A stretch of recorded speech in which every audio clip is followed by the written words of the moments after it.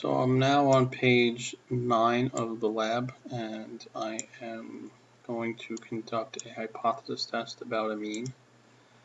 And the question stated here is, assume the average birth weight for a newborn in the United States is 120 ounces. Conduct a two-sided hypothesis test. That's a key piece of information. And alpha equals 0.05 is another key piece of information to determine if the average birth weight of North Carolina newborns is significantly different, no mention of direction more or less, than that of the United States. So what we are asking is if the mean birth weight in North Carolina is different than that of the United States. And our estimate of the mean birth weight in North Carolina we get from our sample, and we did that previously, and it was about 116.38 ounces. Now in this case we're going to conduct a hypothesis test to determine if our sample mean is far enough. Obviously it's going to be less than 120, so we're going to get a negative t-score. We're not using z, and you should know why, because sigma is unknown. Sigma being the population standard deviation. We're going to estimate that with our sample standard deviation. Because of that extra error that's introduced, we use the t-distribution. The t-distribution after about 30 degrees of freedom is almost identical to z distribution. So the interpretation of the t-score and z-score you should be familiar with. In this case, what we're going to do in SPSS is go to our Analyze menu. We're going to click on Compare Means. We're going to go to One Sample T-Test. In order to test variable, you can see I moved the variable I'm interested in, weight of child, in ounces. There's another variable here, weight of child in grams. We're dealing with ounces, and there's a little window here, you'll notice, test value. I have my test value that I entered, which is our null hypothesis value, which we said was 120. And that's all you need to do. Click OK here, and you'll get an output with a t-score of negative 4.548.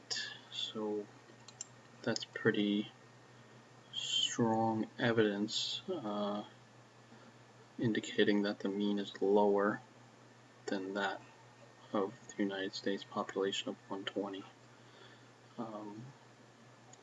The next page and our p-value.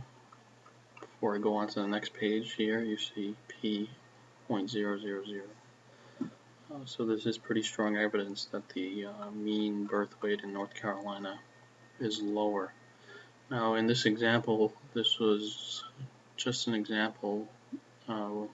We didn't take into account, if you note here, we didn't take into account prematurity.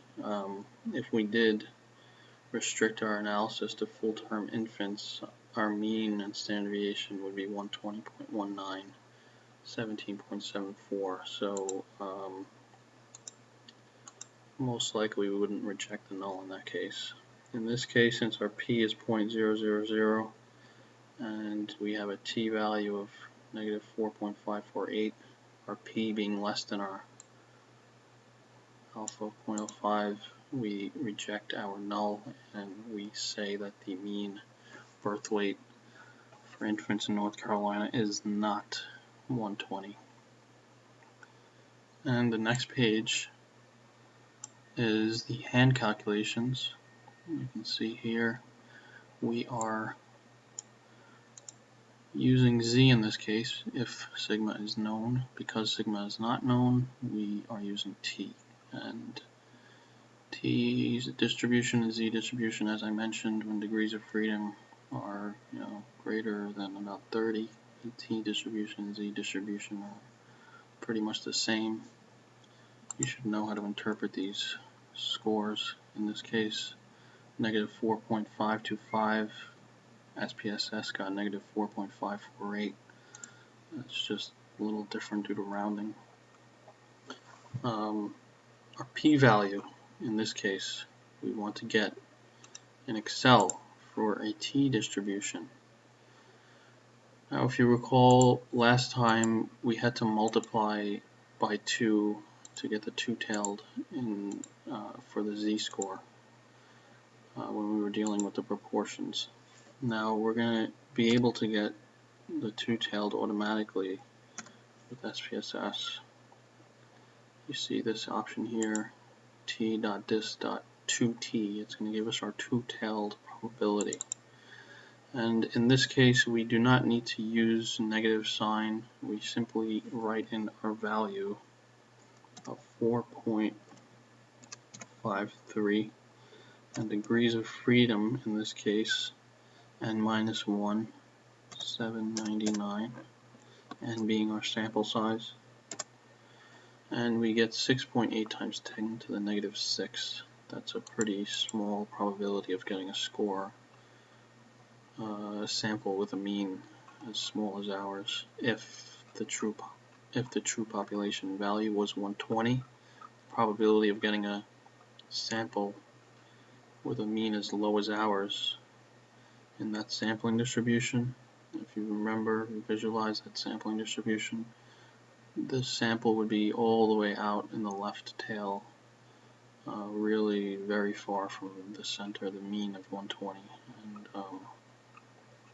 the score indicates how far it would be, and our p-value indicates the probability of finding a score that far off from the mean. And we've confirmed that our results are the same as SPSS. And in this case, we have the screenshots of getting those p-values in SPSS. And again, I recommend using Excel. SPSS is more work. But you could use SPSS if you want, or you can also use the table in the appendix if you like. It's up to you. And this is the end of the lab. Next week we're going to deal with two-sample hypothesis testing. Email me and let me know if you have any questions. I look forward to see you guys soon. Have a good weekend.